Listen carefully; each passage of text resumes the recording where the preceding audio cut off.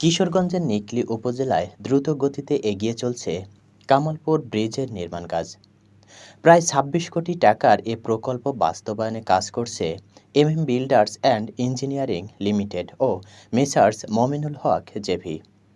২০২৩ সালের ২৮ অক্টোবর শুরু হওয়া এই প্রকল্প ২০২৫ সালের ২০ এপ্রিলের মধ্যে শেষ করার লক্ষ্য থাকলেও জমি অধিগ্রহণের জটিলতায় কিছুটা সময় বাড়তে পারে।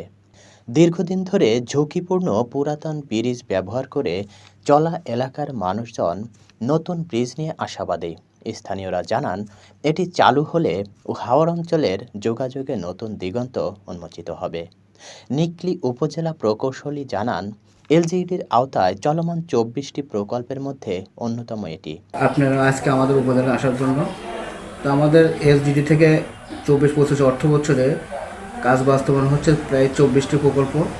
২৪টি প্রকল্পের মধ্যে ৯টি প্রকল্পের কাজ ইতিমধ্যে শেষ হয়েছে। ৮টি প্রকল্প প্রায় শেষ হওয়ার পথে, 90% প্রোগ্রেস। আর 4টি প্রকল্পের কাজ চলমান আছে।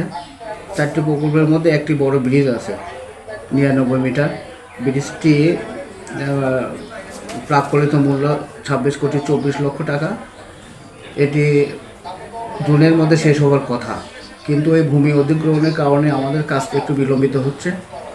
আশা করা যায় যে এই ভূমি অধিগ্রহণের কাজটা শেষ হয়ে গেলে ব্রিজের প্রোগ্রেসটা বাড়বে।